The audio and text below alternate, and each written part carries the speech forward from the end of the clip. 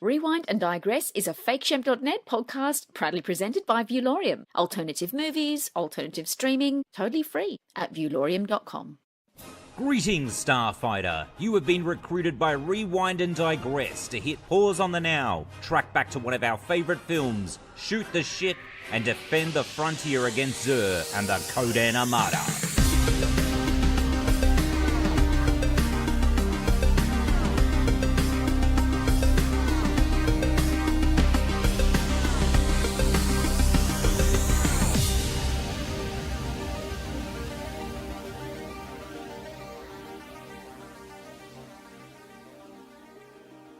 I'm Jarrett and I'm with Glenn and Sean and we're FakeShem.net. On this episode we're rewinding back to 1984 to discuss Nick Castle's intergalactic adventure classic, The Last Starfighter. Gentlemen, how you doing? Very good, thank you. Very well, sir. Now, this is something I don't usually touch on straight away, but I'm going to, because Sean, had you seen this film prior to, knowing that we're going to do the podcast? I'd seen it. I'd seen it. Where's that leading? I'd seen it. I used to watch it when I was a kid, and I hadn't seen it in years and years and years. Right. I was weird because I just off my own back revisited it about 6 and 9 months ago. Oh, that's Starfighter. I should watch that again. And then a couple of weeks ago. What was the draw for you to revisit it? It's a couple of steps. Divide because the new Halloween installment dropped. Of course, yep. And then I remembered I was looking into who played the Shape in the new Halloween. Then I realized Nick Castle was the original one. And I thought, I wonder what Nick Castle's done recently. And then when I looked at his IMDb page, Last Starfighter popped up and I was, Last Starfighter. So that's how you got there. That's how I got there. I used to just thrash this on VHS. It was one of those movies as a kid. It was a staple, absolute staple. Funnily enough, I never really thought of the connection, but I used to thrash The Boy Who Could Fly at the same time. Yeah. There were two that I just sort of bounced between, and as a kid, I didn't really connect the dots. But that was obviously directed by Nick Castle too. But Last Starfighter, anything with Flight of the Navigator, Last Starfighter, that kind of era. It was a good era for adventure. You had the Goonies, and you had Adventures in Babysitting, stuff like that. It was always adventure in that era. Yeah. Weirdly, for some reason, I always get Last Starfighter and Wolfgang Petersen's Enemy Mine. Another one from that time. Yeah. For some reason, they're inexplicably linked in my head, and I don't know where the connection comes from. Makeup, because it could be the makeup. Yeah. Greg, who has that makeup that looks like a reptilian. He does. Easter egg. Yes. And you've got the Louis lizard Gossett Jr.'s character looking similar, more reptilian, but almost Easter egg-like. Yeah. How good's Enemy Mine? So the other one is that I used to always mistake this for I used to think this was a John Carpenter film because of Starman. Of course, they're not the same, but in my mind, I always thought John Carpenter directed this. Yeah, for a very Starman, long time. Underrated. Two of my favourite scores of all time are from these two films, and they were right around the same period as one another. Which two films? Last Starfighter and Starman. All right. Yeah. Anything Carpenter those does. Two scores. Honestly, I love scores in the context of watching a film, but I rarely listen to scores outside of watching the movie. But these two scores come up on my playlist. In fact, unfortunately, the Starman scores just dropped off Spotify recently. It breaks my fucking heart. Because anytime I feel I just want to feel emotion, and maybe I'm at work and I've just been acting like a robot, pumping things out and getting things done. I was like, time to cue up a bit of emotions. But that Starman theme, when I went to do it the other day, I was like, it's off Spotify. I was like, fucking heartbreaking. I had to listen to one on YouTube, and I'm like, let's hope there's going to be a soundtrack for the new Child's Play movie, because that's a robot that you can sort of sink your teeth into. It's true. As long as he looks like Craig or Luke Gossett Jr. All for it. An Easter egg reptile. Look, I saw this film on video countless times on VHS growing up, and it was one of those films. It was just such an easy watch. You could go back and rewatch, classic sort of adventure. We all played video games. It was something we could easily connect to. Yeah, at that time though too, because it was really it was the Tron era as well. It was the early days. It was we had a video game system in our house when I was very young. Television, and it was similar to Atari, and that's obviously pre-NES, because NES didn't really come out into the US market, let alone the Australian market, until the late 80s. The Famicom was out in Japan in the mid 80s. But this was really that era of coin-op, so going to arcades and playing video games. I don't know about you guys, but the video stores I used to go to had a couple of arcades. True. Yeah. We had RoboCop, Yeah. the arcade game, Yeah. at one of our video stores. But even like some Rainbow of the, Video. do you remember like supermarkets like Black and White, like Franklin's No Frills? Franklin's, They used to have them out the front too. Like, Yeah. that's where I used to play them. Classic Gone are the games. The days. Konami Capcom era of good old side-scrolling action games. That's what I'm getting at. Like we knew this type of thing. We knew games very Yeah. well back then. You know? Yeah. Yeah, it was a different Time Zone still existed. Some of them still exist now. Yeah, Really, there's do one- they? There's one at Sunshine.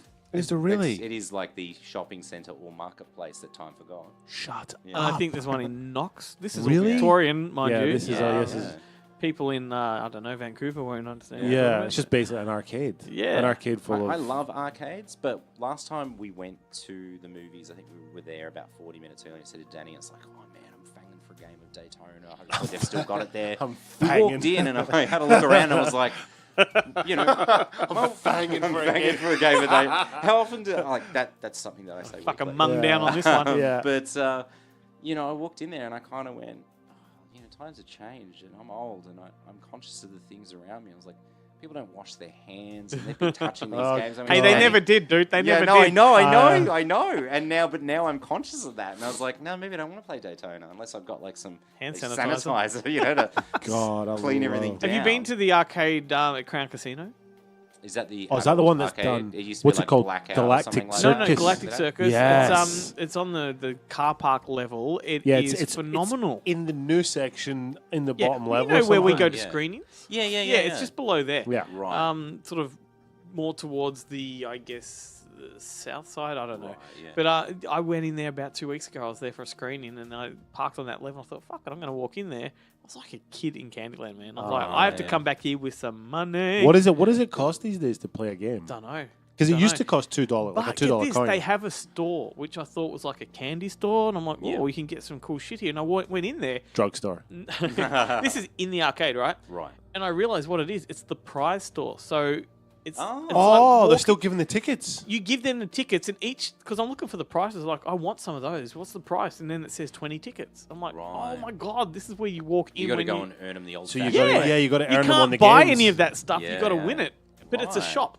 No joke. And that was fucking great. So That's if you're crazy. in Crown, go have a look.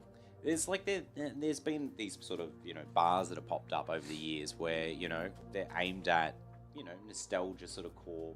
Go Yeah, have there a was few one- drinks, play the video games. My mate, when I was living in America, when I was living in New York, my mate was living. I couldn't afford to live in Manhattan. Yeah. He was living in Manhattan, and around the corner from his house was it like at the beginning, like we mentioned Tron.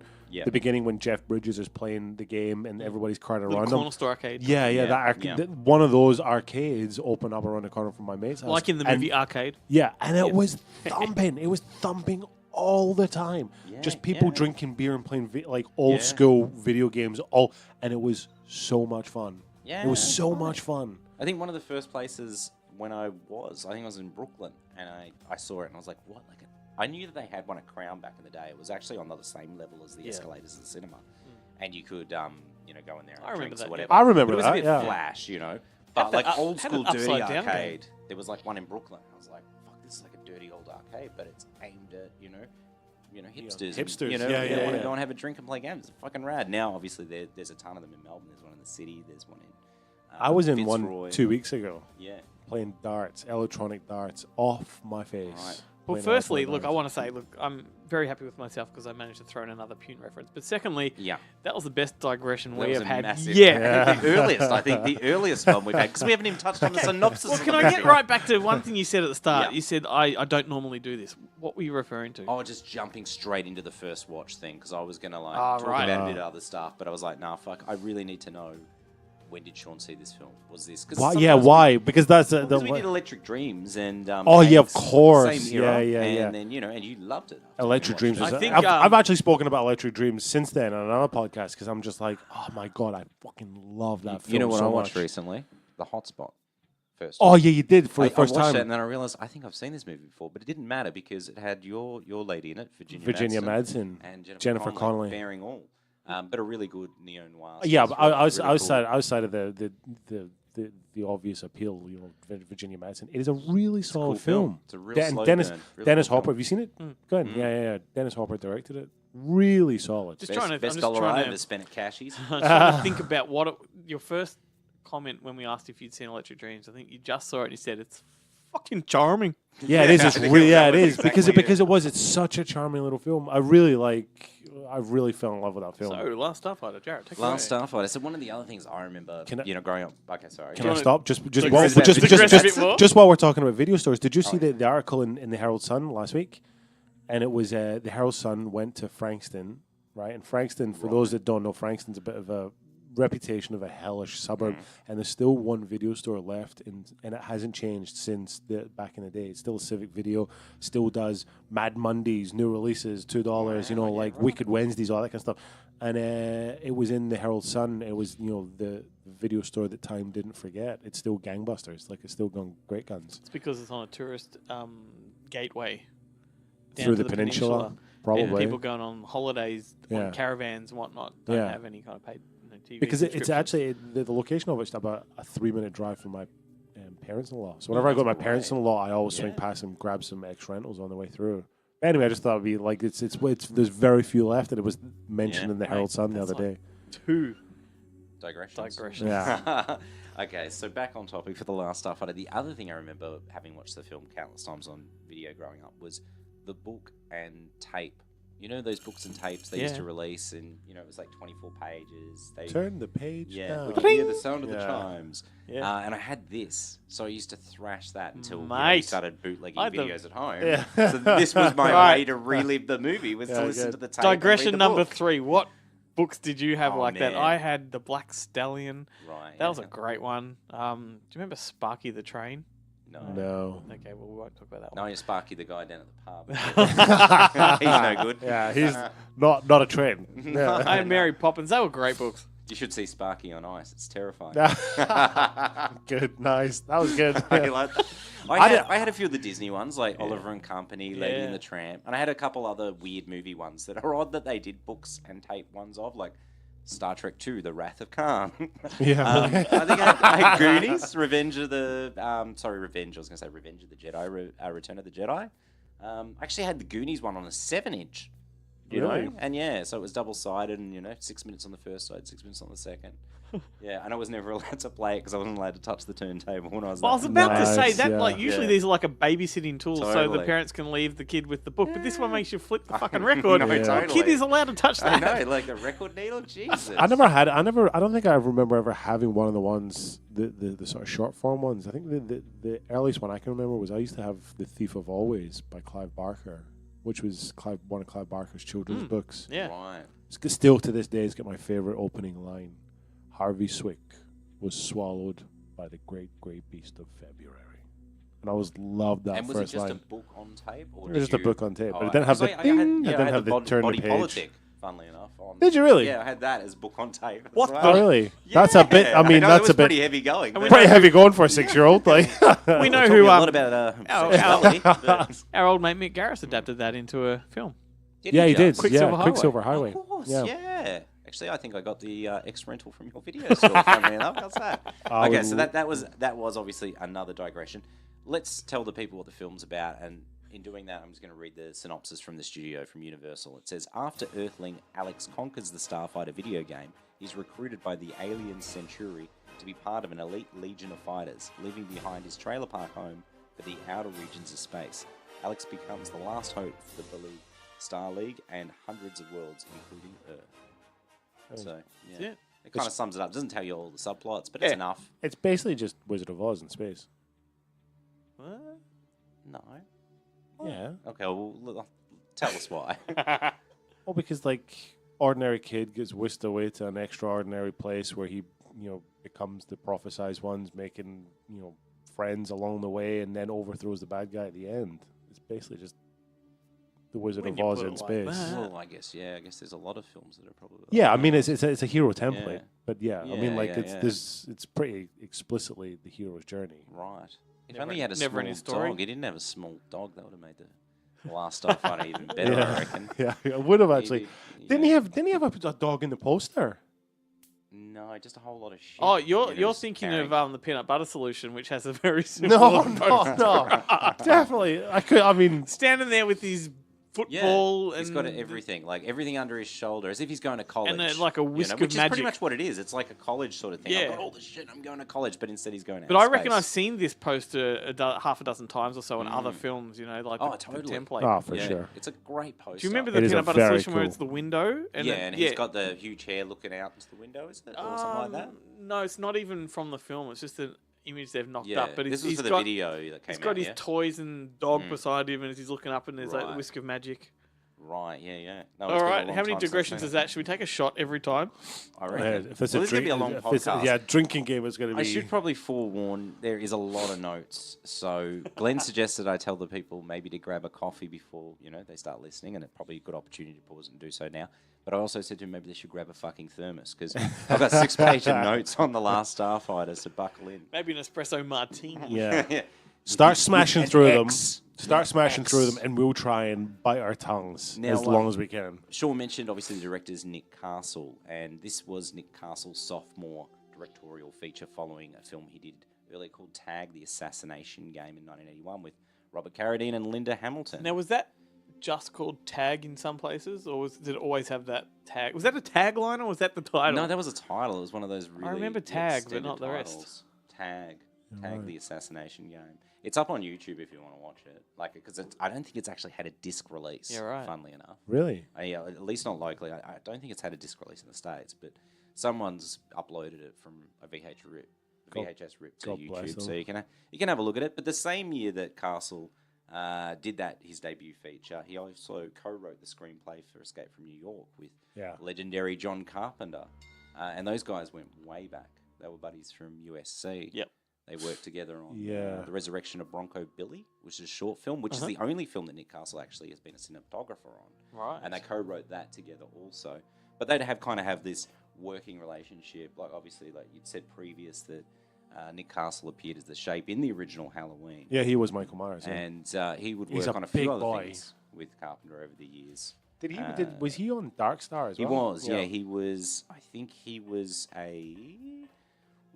I know that he played an uncredited role as an alien in it, but he also, he was a camera assistant as well, because that's the closest I think he ever came back to He was doing that big ball that went down the the corridor. beach ball. And the pair actually were in a band together, the Coupe de Villes. Which really? They appear as the band in The Boy Who Could Fly.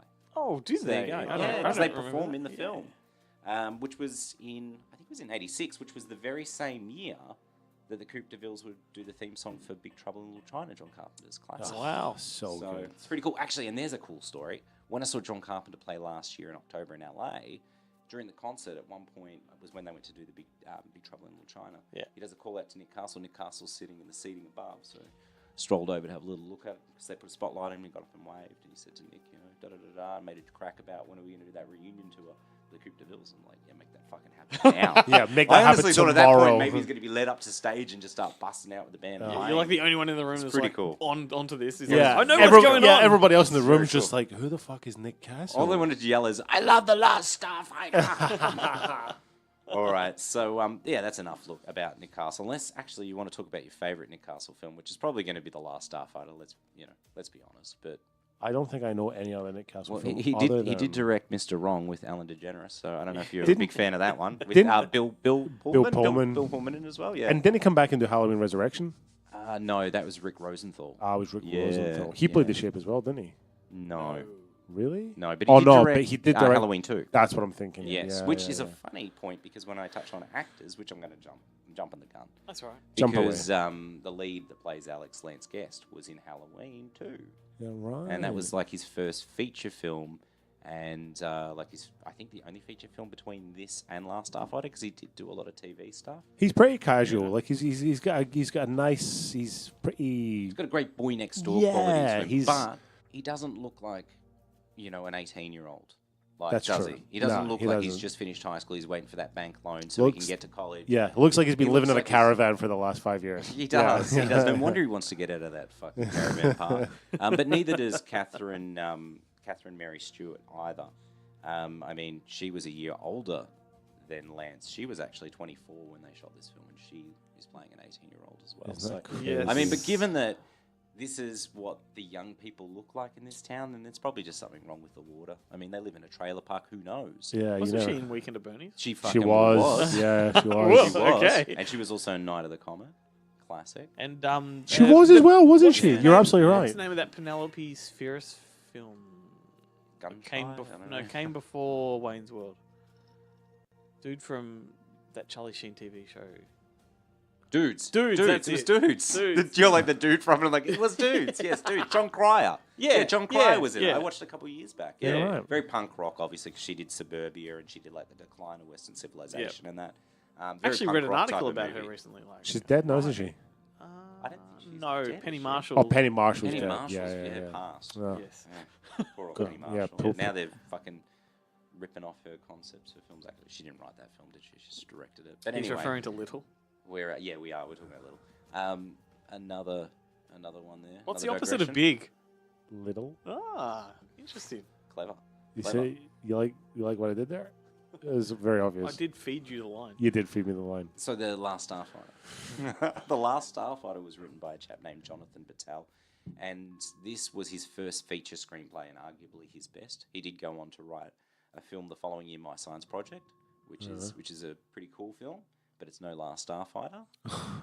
I would face agree. it. It's a good film, though. But yeah, he wrote this film when he was working as like a junior copywriter at an advertising company and doing taxi driving on the side.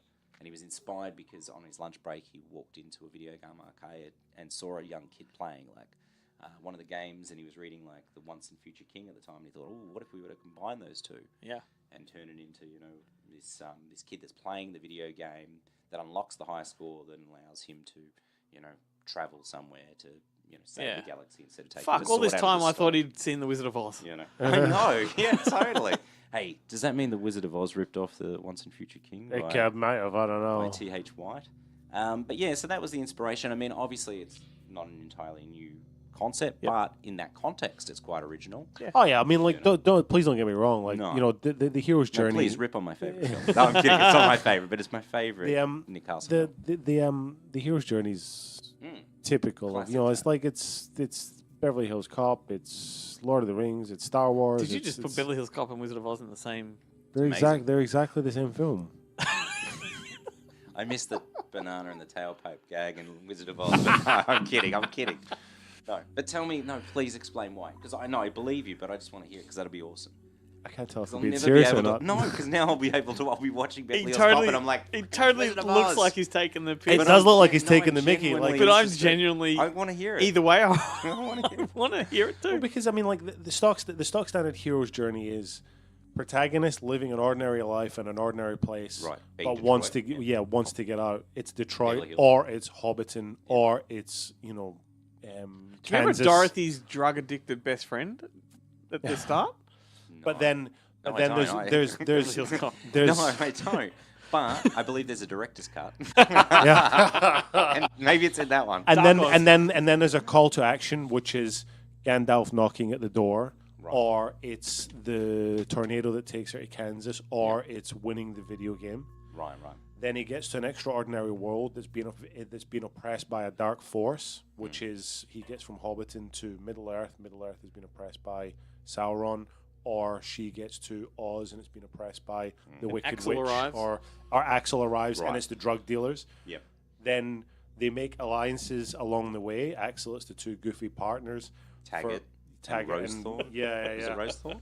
In Wizard of Oz, it's the Tin Man, the Scarecrow, and the Scaredy Lion. Right. Yep. In the Last Starfighter, it's the what's his name? Century. They say then they are given the prophecy. They are the chosen one. Right. Even like Neo is Neo. He's the chosen. Hang on, It's the where's same story. Beverly Hills Cop Well, coming to that? Beverly Hills Hang Cop on. is that he's the hot shot. He's the gun detective that's been brought in, and he's the one that's going to solve the case because he's the one that has But the he's not. experience. He enforces himself upon them. Well, I mean, it's the framework. It's every film, every story is a tabletop with four legs, but it's whether it's made of glass or it's made of wood or it's made of concrete or it's made of like So it's all like Hey. Frodo is given the burden of being you have to be the one that carries the ring. He doesn't want it. And then there's the refusal. I don't want partners. I don't want to work this case. Or I want a whatever the case crossover may film be. here, man. I want a fucking crossover. I just want to see a video of like scenes of Dorothy. Then cut there's- to Axel F. Then there's more often than not there's the mentor. There's the one that looks after them. The mentor is usually centaur? one. Yeah, Right, the yes. centaur. Century. Or Century. Century. Or Unless there's, or we're there's talking about Clash of the Titans, though. or there's Gandalf. That's a hero's journey. Or there's Gandalf, or or there's Morpheus, or whatever the case may be. Right. Invariably, more often than not, the person that looks after them, the mage, the wizard, they will sacrifice themselves so that the hero will learn a valuable, invaluable lesson through which they can put in place the mechanisms that will lead them to the end of the story. They overthrow the dark shadow, whatever the dark shadow happens to be, The nothing. and then when in any good story, what should happen is when the shadow is overthrown, Yeah. it cannot be reversed. Right, They've changed the world for the better. Yeah, Which is yeah. why then when sequels show up, then you're just like, oh well, Yeah. like it's just kind of like a cash grab because the story was tied off beforehand. Totally. But it's the exact same Principle, model. you know, yeah, how- time no, and it's time and interesting. time and time. No, it again. is really interesting. It's not really much point watching movies anymore. Well, he's ruined it for me. Yeah. No, I'm kidding. I'll be like, is this a hero's journey or what? But it is. It's classic. Star Wars is the exact same. He's the chosen one. He shows up. yeah. Obi-Wan's the wizard that looks after him. He learns that he's, the savior of the universe. Makes hero alliances along the way. Han Solo, Chewbacca, all that kind of stuff. Learns how to fly a fighter pilot and then destroys the Death Star, irreversibly changing the way that this new Saves world the day. will, and saves the day. Yeah, Like it's yeah. the exact same story over and over and over and over. It is literally plug and play. Once you have this formula, you literally just have to change the names. I'm writing And my then- next It's- film as we speak. I'm writing it in my head. It's a good digression, but it's no time zone. It is no time zone. You're right. No, okay. Because if I had $6 in my pocket right now, man, I'd be up to my neck in fucking tickets. What about Daytona? Oh yeah, Are you fanging for a game of that? It's just the race. Remember? Yeah, the last thing totally, I I said. do. I do. Now, I was going to, we've explained that it's not an original concept, it's just a new context No, but in which it it's is played. very well handled. But it is done well. It is But very well handled. something that ate this pretty fast, like a year later. I don't know if you guys remember the book. I think it was, what was the author's name? Gillian Rubinstein. Space Demons. Did you ever read that book in school? No. Oh my god! I can't believe you never read it. It was a big book, right? I mean, in I'm the in- late 80s I'm into the early interested. 90s. And it was kids playing games that put them in. I know how it ends. Like, you know, it's a hero's journey. So. You know, that's exactly what it is. It was part of the curriculum in Queensland, funnily enough. Maybe not here in Victoria, Oh, but fucking What was it? South. What was it called? Space Demons. Space It has Demon. It has. It's a trilogy. There's I only read Space Demon Space 2 Demons and Space Sky Demon Maze. 3, is it? I never read the Pretty cool. third one. I don't know what the third one was, but I read the second one. But yeah, no, it aped it. It won a lot of awards. But I remember when we had to read the book, I didn't go, this is the hero's journey, but I went, this is the Last Starfighter. I love this movie. This book's ripped it off. Yeah. Like, has someone alerted the Last Starfighter people that this lady's winning awards for their film? But anyway, okay, so I thought that was going to be a digression, Space Demons, but no one's read it. No, but dude, suddenly, like, I reckon 80% of this podcast has been other things Yeah. except for The Last Starfighter. In fact, just if I before- say the name enough, though, Yeah, I that's figure, Just before we move on, if you Right. are interested in the hero's journey, there's a guy called Joseph Conrad, Right. wrote a book called The Hero of a Thousand Faces, and it's kind of like the duck's nuts of Wow. these. So if you read The Hero of a Thousand Yeah, yeah. Faces, it will break this structure down. I read it when I was at writing school. Right. And yeah, it breaks it down. I remember that pace by book because pace you by open it up, the pace. first page says spoiler alert. I love it. I love it. So back onto casting. So Right. we discussed Lance Guest. The reason they chose him for this role is pretty much because he has that sort of Jimmy Stewart sort of sensibility about him. He's very sort of fresh-faced, likable kind of character. Yeah, charming. And I guess, he has that innocence boy next Well, door I don't have kind your of money. quality to I was him. gonna Bob's say, got Grace, your, oh my God. Bob's got your money, and Tad's got your money. You shouldn't have mentioned his name. No. So he's a good fit, but unfortunately for Lance Guest, after Last Starfighter, it wasn't like it led to a bunch of massive roles for him. He did, the odd movie, never in a lead, Did a load of TV. He did a very important film. Are we talking about Late Phases, the werewolf film from 2014? No. Awesome, that's a great awesome, film. awesome. High five. Yes. Awesome You've seen film. It. Yeah. It was Michael Brody in Jaws 4. Oh yes, Of which course. currently has the what would be the word for it? I guess there's only probably Van about Peebles? 10 of these films that sit on currently on 0% on Rotten Tomatoes, and it shocks me that Jaws: The Revenge sits on 0% because Jaws 3 is sitting on 10%, and I'm like, Jaws 3 is not, it's great if you watch it in 3D, but apparently so. I was like, Jaws: The Revenge, is that really worthy of 0%? Like, No, of course not. I can watch and enjoy this shit out. Yeah. If anything, for Michael Caine dancing. Well, that new Jim Carrey film's on 0% as well. Dark Crimes. Oh, I It's haven't 0%. watched that. Yeah, It's I saw really- that you didn't mind it. Yeah, It's fine. Like Yeah. it's certainly not a 0% film. So the idea that Jaws, that's just trolls being dicks. I don't know. Jaws: The Revenge, shocking. Anyway, other casting: Alex's girlfriend Maggie. She's played by Catherine Mary Stewart, who we mentioned earlier. Also is quite old to be playing an 18-year-old, but that Wasn't doesn't she in matter. Weekend at Bernie's? She was in Night of the Comet. Have you seen that one? Dude. Let's do a podcast on Night of the But Comets. She's great, but she had a similar fate to Lance Guest. She never really quite made She was in it Jaws either. 4 too? She never quite made it. Like she did a few roles, but always bit parts, never leads. And it's a shame because I always loved her. I thought she was, I thought she was beautiful, but I thought she was a terrific actress. But then you've got the other actors, the more classic actors in this film, like Robert Preston, and this was Robert Preston's last movie, It was. A Century as well. And he's quite the talent. He came out of Broadway and he was famous for doing The Music Man and ended up doing it. I think he won the Tony for that and ended up doing it on screen in the early 60s and won the bloody Golden Globe for it. I love him in this film. He's so good. He reminds me of Dean Stockwell from Quantum Leap. Yes, absolutely. yes. That kind of character. The fact he's in absolutely. like a futuristic car kind of makes that And connection. he's still got that kind of old school 40s and 50s acting aesthetic. He delivers the lines he like a delivers the classic line like a thespian. yeah, exactly, Yeah. with like a classic thespian.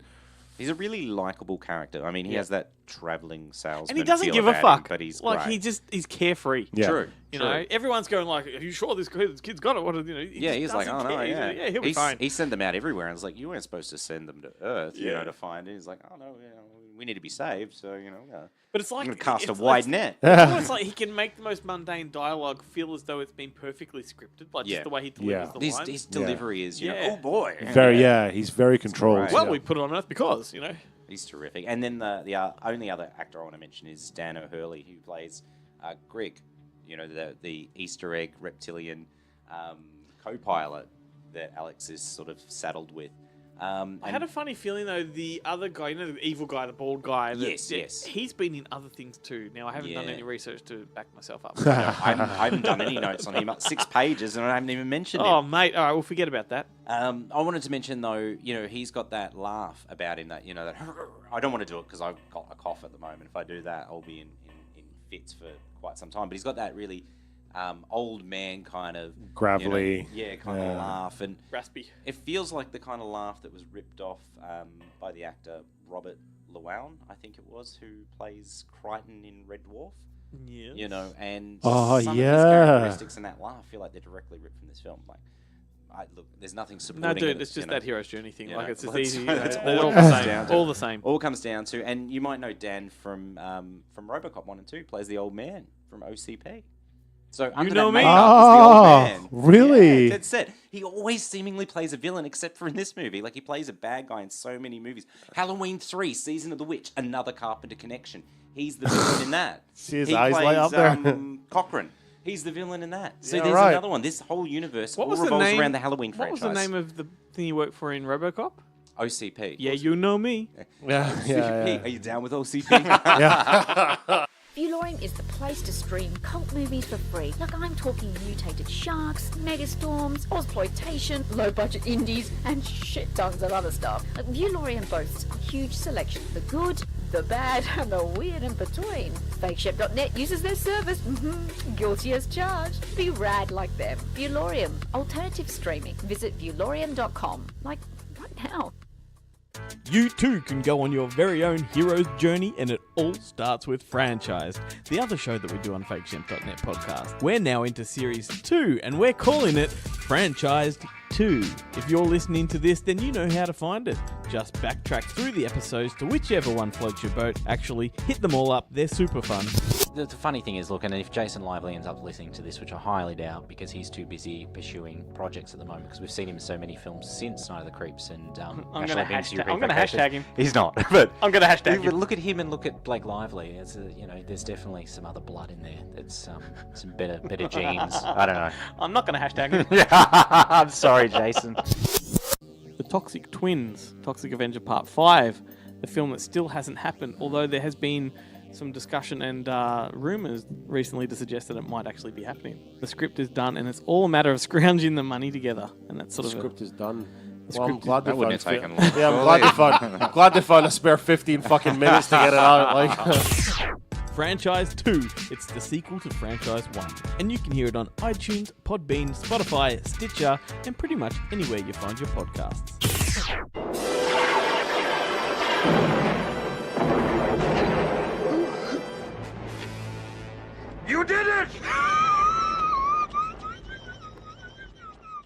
Era this movie came out of, we mentioned earlier, it was very much the era of the birth, coin-op video games. the birth of arcade. video games and tech tech. movies, tech, you yeah. know, like Yeah. Short Circuit and Early all that tech. kind of stuff. Yeah, Early Short tech. Circuit. I It haven't was thought the of Short pre-NES Circuit in era. years. So this was like when people actually went to video game arcades to play proper games and not just play like Bing bong. shitty asteroids on the home Atari sort of thing. Hey, you know how in my spare time I like to write scripts for sequels that'll never happen? Mm-hmm. Short Circuit 3 is the next one on there. That would be terrific. Because Actually, you're just making this up as you go. They pull the blanket off. He's dusty, and he becomes like. Then they new data. They fucking like, It'd be like soup a- him up, and he yeah. becomes like some fucking gaming champion of the world. That'd be great. Yeah, Imagine he Is goes Steve from like a Guttenberg still in it? I want him to be. Don't bring Ali Sheedy back. She doesn't need to be in this. Yeah, it's true. What But I you can wanna know bring is he- Steve Guttenberg. He needs it. Steve. No, And the- if you do this, maybe we can get Cocoon 3. The And Indian you've got to guy- write it. The Indian guy has to come back. Oh, what's his name? Oh my God, what's his name? He's not. Obviously, he's not Indian. He just does brown face. Oh, wasn't it? I'm Daryl Mittikiff. Yeah. Throwback to Rewind and Digress. Pet Cemetery episode. Wouldn't it This is a Daryl shambles. Mitkiff. This is the most fucked It's like up I had 6 pages of notes and we just digressed. I'm just skipping notes. Wouldn't it be? Just, Wouldn't it be? I want to see what you do with the when I the want to when remember when, that when guy's name, the actor, when because they- he went when- brown face for it. Like people would be horrified. now Horrified, by yeah. Short Circuit 2 if they knew I digress one more time before you come up with your point. I rewatched Who's Harry Crump and John Candy He does goes brown blackface. face in it. Good Oh my God. God, and it's hilarious though. And I'm like, you couldn't do it in this day Well, and age. Chris Lilly's about you to know? do it again on Netflix. So Oh yeah, his Oh, new he show. is, isn't he? Oh, Yeah. you would think But he'd learn he is. from I last think. time. I believe he's doing a white person pretending to be an African American, just with heavy tan, similar so to that. much better. Yeah. So it's a Jonah. white guy pretending to be a white woman, pretending to be a black woman, maybe. I don't know. Anyway, I've never been a fan of Chris Lee's Neither work, have but I saw the I. trailer for this and I went, I actually do want to watch this. Yeah, Really? Yeah, I did. That's Zero. the first thing he's ever This done is- that I go, oh, I might This have a is look at it. this is a digression we don't need to have. No, I know. No, he gets enough press, so let him do his own He thing. can do his own thing. What were you going to talk about, Sean? I don't we remember. digress so far. Yeah, that you I don't can't remember. Was it No. Short Circuit related? Okay, cool. Oh, Short Circuit. No, it's Short Circuit. Like Sorry. his memory banks go from like 256 megabytes to Yeah. what's he going to get, like a terabyte now Yeah, or something? Like absolutely, it's going to man. be really More than jam Johnny packed. Like Mnemonic, it's, that's for yeah. sure. He had less than an iPod. So, His brains were about to burst. got to be more than that. Look at the technology that Johnny Five has like bypassed. Like since his last appearance in Short Circuit 2, Yeah. technology's come I leaps mean, and we bounds. actually have AI Fucking now. overload, man. Like it's Boston He will Robotics. Short Circuit. Yeah, Boston Robotics just leave Yeah. Johnny Five in the dust. Anyway, coming soon. That actor that went brown Yeah. face in Short Circuit 2, that was Fisher Stevens. Oh, And Fisher Stevens, you may remember as the villain from Hackers, but he was Yes. also Oh he yeah, was- the on guy the with skateboard. the goth looking dude. Yes. Yeah. he was also a villain in Super Mario Brothers because I think he gets turned into a Goomba by a dinosaur. Oh, let's do Which brings Super- us back to the hotspot. Let's So do- this let's is like do- 7 degrees of everything. Let's do Super Mario Brothers one day, please. Let's do It's Super a Mario Brothers. fucking struggle of a movie to Oh. watch, but I'll tell you what, I'd do Roland it. Joffrey's behind that one anyway. Digression. What I a film. fucking love that. What's your name? Mario. Mario what? Mario. Mario. What's your name? Luigi. Let me guess. Luigi? No, Luigi Mario. Every time it kills me. I don't know why it tickles me as much as it does. John Leguizamo was so earnest when he delivers it as well. John Leguizamo. The Pest. The Pest, one of my most hated movies of all time. That is that's a But trial. hey, how Like, many that's a- how It's a many hard movie. movies have real life pedophiles as the main villain? Oh, this much is true. Which Jeffrey was Jones. Jeffrey Jones. I just yeah, watched yeah. Jeffrey Jones last night, and who's Harry Crumb? He was in it. He was Oh my in it. God! I know, it's so weird. And Danny goes, "Who's that again?" And I go, "You remember Ferris Bueller's Day Off?" And she goes, "Yeah." And I go, "Also, I believe he might be a child sex offender. But at least I know that he owned child pornography." Yeah. But anyway, moving on. Is That's a anybody digression gonna we listen don't to this need have. fucking episode? Dude, he was cast in Deadwood after he was a pedophile, so the producers of Deadwood have a lot to answer for. Oh God. Yeah, right. Did Bryan Singer guest direct any of that series? No, I mean, he would have been welcome on set as long as Dexter Fletcher came along to fix it up once he left. But anyway. The idea that film won anything. We don't need to go let's there. not talk about that because I actually quite enjoyed that movie. Oh, really? Yeah, but we don't need to talk about that. Well, in fact, What movie are we talking about? Bohemian Bohemian Rhapsody. Rhapsody. No, like this Oh, podcast. the Last Star. Oh, right. The Last Yeah. Starfighter and the Last Starfighter. See, would you say it enough? What happened I to reckon- the first Starfighter? Yeah, right. He was rubbish. Well, but yeah, no, it didn't really work out too well for him. I think they do mention that the second Last Starfighter. They later ruin all those Starfighters because remember when he goes up and he's in the class with all the crazy aliens. Yeah. And then when they say, who else sort of survived, they're like, well, no one. It's just Alex, sort of thing. And it's like, oh fuck, our last hope is a human. So yeah, he's legitimately the last Starfighter. Anyway, His middle name's Dorothy. do you know why he's the last Starfighter? Why is that? Because he's the last hope. If they can't get him, then everything's fucked. There you go. And again, it's that hero's journey thing. It's the hero's journey. It all comes back to the hero's And journey. all he had to do was click his heels 3 times. Yep. And what I wanted to mention, because we've delved into so many things, including Nobody's gonna listen to child this sex fucking offenders, episode. is that this film was born of an era of less cynicism and more innocence, and it feels like it has a very Spielbergian quality to it. It does, It's one of the best yeah. Spielberg Well, films Spielberg the didn't direct. trailer park stuff Yeah. at the start is so Spielberg. Absolutely, That's probably what yeah. I gravitated towards as a kid. Once it gets up in the air, it's a bit more John Carpenter. And it's funny how Ready Player One starts off in the trailer park. True. It goes up. Yeah. It's very. I love the trailer Yeah. park. But is this the most clean and sanitized trailer park you've ever It's seen? a nice, so it's wholesome. A nice Yeah. trailer park. It's like Yeah. the trailer park I would consider living in. Like Yeah. you don't see Buck coming around the corner in his fucking pickup truck, do you? Yeah. Like No. there's none of that. No, or the lads from Trailer Park Boys. Yeah. No trouble from them. Kevin Bacon and Fred Ward rolling in from Tremors. course. That'd Oh man, I fell into a Tremors hole before. I tell you what, Yeah, graboid right. burrow, went to take a shit, looked up Wikipedia.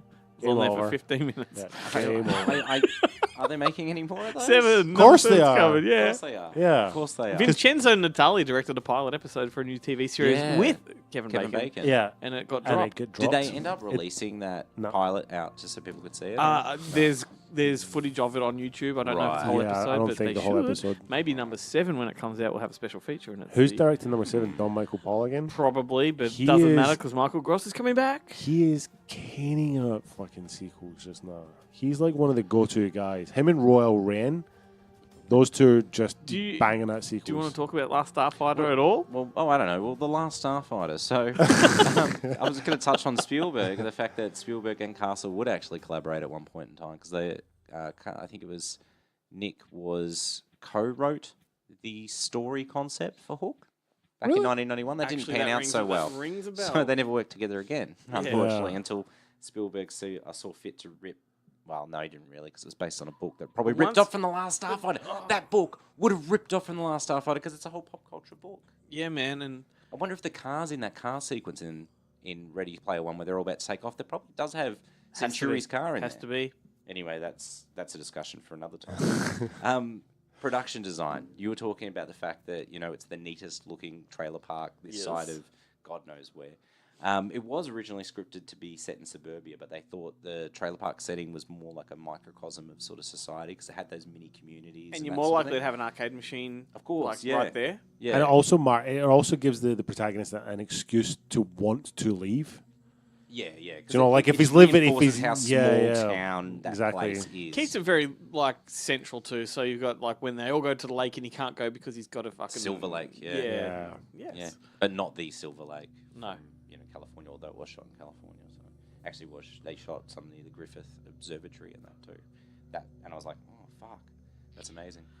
Anyway, That's not even a digression because it was about the film. No, I know. I'm like that. But it was the most uninteresting part of the whole discussion. That might be the longest we've stayed on topic since we started.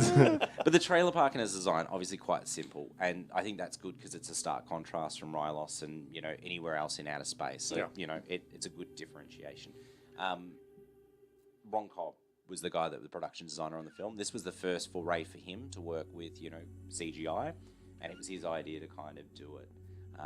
And he had to convince Nick Castle that, rather than go with models, we should do this with CGI. And I think Nick Castle was a bit apprehensive about it because they had done CGI in films prior, like Tron, but it never had been photorealism. Yep. Sort of CGI. Yeah. It had always been graphics that were meant to look like computer graphics and things of that nature. And this was crazy because they thought at a point it was going to be cheaper, obviously, to do this computer graphics stuff rather than all the models and that. And not only was it more expensive, but it was a hell of a lot more time consuming because this was a groundbreaking film in terms of that photorealism CGI.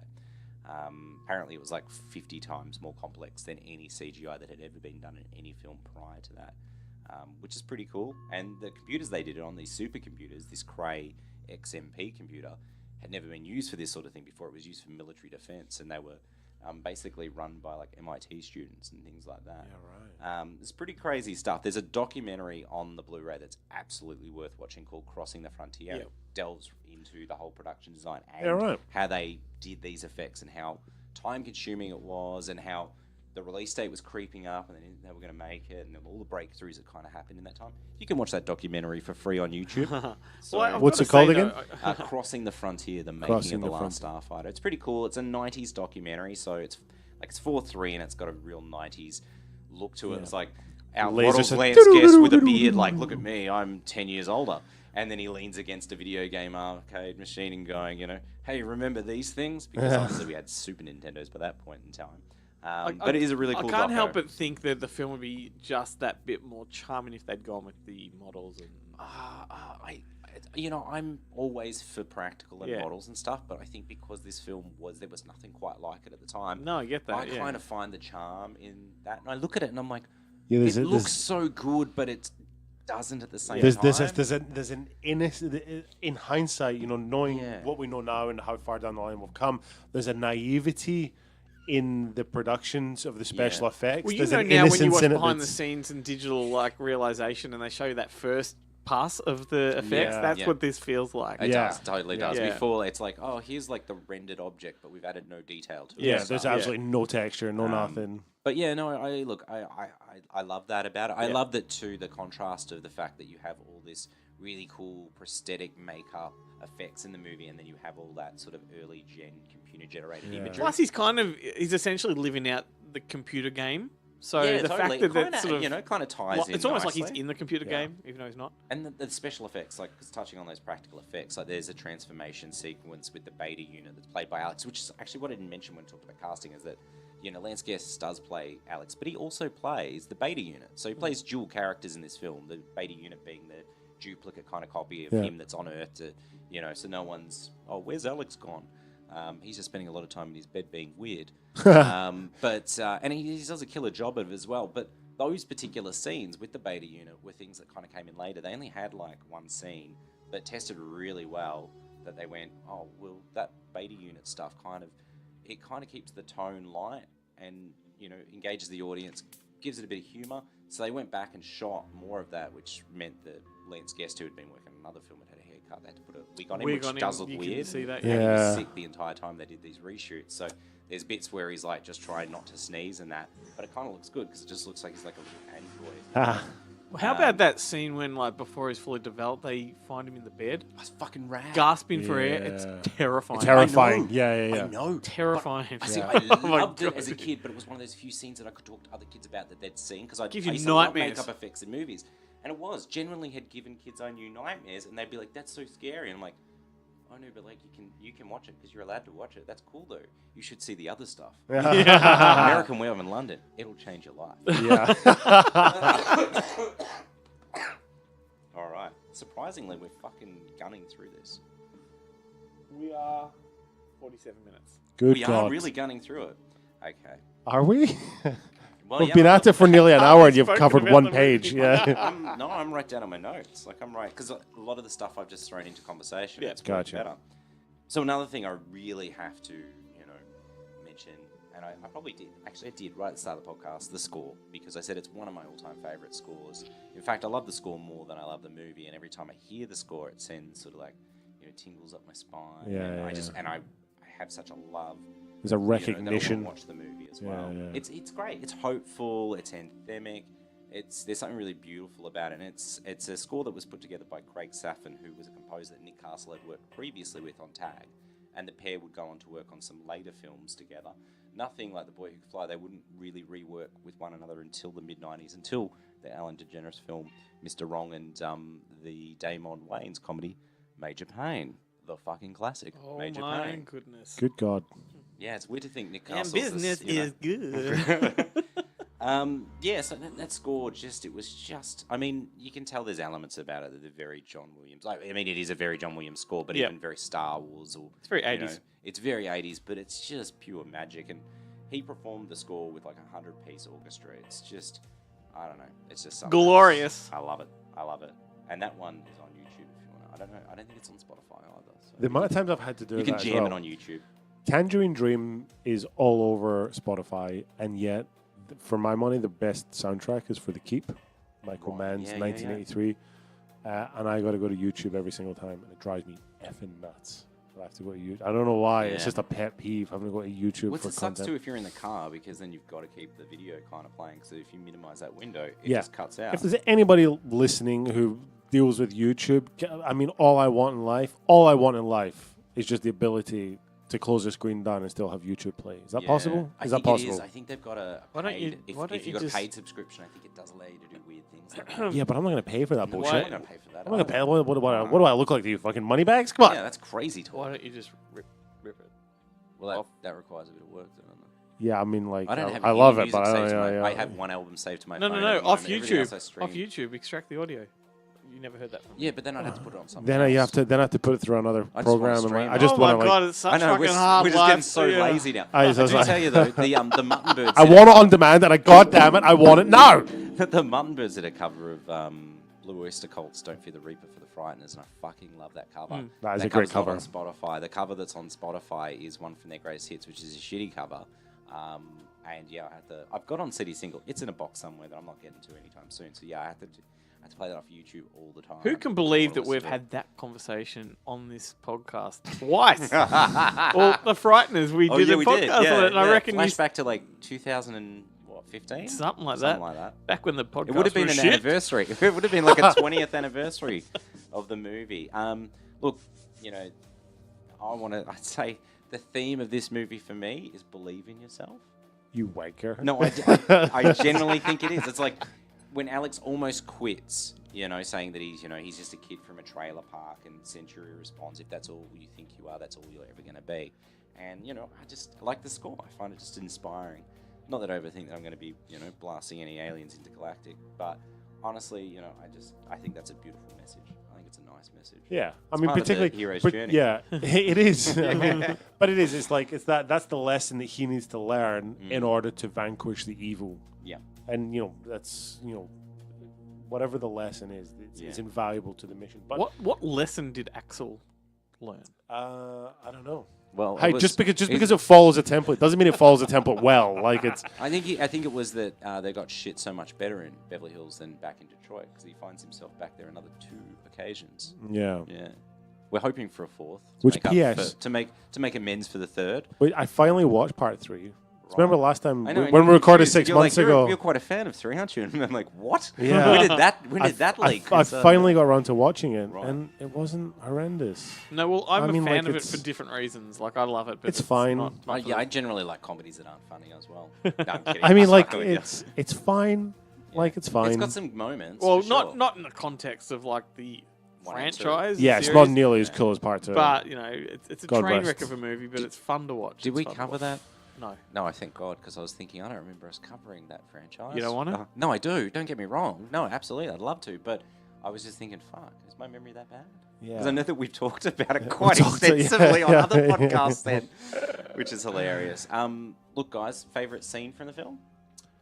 I'm gonna say the beginning, like the Yeah. beginning in the trailer park. I think it's like The whole rapport between the brothers. Yeah, it's like- really grounded. It's really authentic feeling. It's charming and it's it's easy breezy, and I think it's I honestly would the no wholesomeness of that. yeah is I what- would have yeah. no issue watching an entire film based on that trailer park. Totally. Yeah, I think it'd be quite good. I can't say what I was going to say. All right, continue. Oh, one or two scenes for me. I can't decide which scene. There's one scene where Alex, he's got the rejection letter from the bank loan. Oh, yeah. And he's standing by the trailer park Heartbreaking. sign, Starlight, Star Bright. Yep. And he screws it up and sort of throws it to the ground, and it's a crane lift up the sign sort of thing, Yep. and you can see the backdrop. The Cracking stars. shot, yeah. It's beautiful, and it's just that how insignificant this moment is right now as to what lay in the future for you, the foreshadowing. Yeah. I think it's fucking beautiful. It is a beautiful shot. That and the final bit where, for a moment in time, which stupidly it has fooled me a few times, even though I've seen this film countless times, is every time. when he lands down back, and he greets everyone. They've just saved the galaxy, but he's going to leave and that. But he can take someone with him, and he wants to take his girlfriend with him, and she's like, oh, I don't know, I can't really go, sort of thing. And then he goes and shakes it, and he's like, oh, okay, sort of thing. And then he has to go and kiss his mum, shakes hands, and give everyone a bit of a cud. And then he heads back to the spaceship, and then she's like, "Oh no, I will come," sort of thing. And So Back for to a the moment, Future. like, he's not going to come, but seriously, and is he just going to deal with it? Yeah, he's going to be okay Such with a it. big man, Yeah. this is an important thing, but the galaxy's the greater thing. Yep. And it kind of gets me. And then his brother does this like goofy kind of awesome laugh, and the score kicks in, and you see the fucking night sky full of stars. I'm like, yeah, what a movie! What a movie! I fucking love it. I love it. And that really is all I have to say. Well, do we about want it. to talk about the pending sequel that's been in the pipeline for some time It's now? been know if on it again, ever off again happened, for a yeah. long while. The most isn't it? recent Yeah. was that a guy called Gary Whitta, who wrote Book of Eli, After Earth, and Rogue One, Star Wars story, like that has movie. been writing the sequel. Oh, that would be great. Yes. Oh, yeah, that's a good. And that credentials. was as of last year. So if it's a sequel, I'm happy. If it's a reboot, It was a I'll sequel. definitely watch It was a sequel. yeah. Spielberg had wanted to tackle it at one point, a Right. remake, I think, or I'm not sure about Yeah, sequel. yeah. And Seth Rogen was all over it at one point. Right. Threw his name in the ring, which that guy kind of goes off on tangents anyway, so it's true. not out of the realms of possibility. But Yeah. this latest one with Gary Whitta, Rogue One guy, that's Yeah. exciting. Rogue One's really exciting because that makes me feel like he could do the Google story it. due justice. Yeah. Google it because I'm pretty sure he's on the record of saying what he would envision it being. And it would Wow. be a direct sequel, So yeah. Incredible. Yeah, because it's odd, it never got the sequel. Like, I mean, it did good box office, but really found its audience, on home video. And it's Yeah, what become were a the cult numbers classic. like? Oh, I don't know the box office. I know that it definitely turned profit. Yeah. But yeah, I guess it was kind of a quiet achiever. But I mean, look at Flight Navigator, not Short Circuit, but Enemy Mine. They never got sequels. Some of these No. films back then, I mean, it was it was a Electric different Dreams, era. these Even tech, the Goonies, these tech all heavy. these films that there had been Adve- talk of, but yeah. it sort of never happened, which is cool. It's like it's left the perfect film. Like that's Yeah, cool. That's it's a time just what capsule. it has to be. And that's a funny thing. Look, this film, obviously came out cinemas, home video in Australia. It has never had a DVD or Blu-ray release in Australia. It's a shame. It's 35 years Travesty. down the track. This is its 35th anniversary, in fact, this year. mental? It's never had a home out release, which is a shame. I think mean, I've got the yeah. 25th anniversary release. It is, from 2009, and Yeah. it's a I've got no fantastic idea what it Blu-ray. is. It's got a commentary, it's got 2 docos, it's got All of which is on YouTube. Shame they didn't put the except for the commentary. they didn't put the Commentary's cool on art there. on it though. No, I love that artwork. Yeah, it's on the book and tape artwork, which I've got. In fact, if you want to listen to the book and tape, you can jump on YouTube and someone's fucking done it. And you got the images on screen and that. you know. Really? Yeah, I revisited it. I revisited it on the way to work That the other does day. not surprise me. Yeah, I was Great. gonna. It Does was the not best surprise 12 me. minutes of my life this year. I love it. Take an hour and 45 and condense it to 12 12 minutes. minutes. And it's like the narrator doing all the voices, even the girls' voices, I think. So it's pretty cool. Look, that's it. That's all I've really got to say. I want to thank you guys for sharing in conversation about this glorious movie. Thank you very pleasure. much. This Yeah. has been my favourite digressive episode, See, we've really lived up to the podcast Yeah. title. It took some time, but we got there. and that We've been is quite- rad. Yeah, we've been quite controlled about it up until Yeah. now. Excellent. And I shout out to the Screaming Minis for our theme music. Thank you very much. Thank you, gentlemen. Thank you. Thanks, mate. Starlight, Star Bright, the place where Alex and Maggie left for the stars. Keep your distance. What you're doing. Oh, keep your distance now. This baby really packs a punch.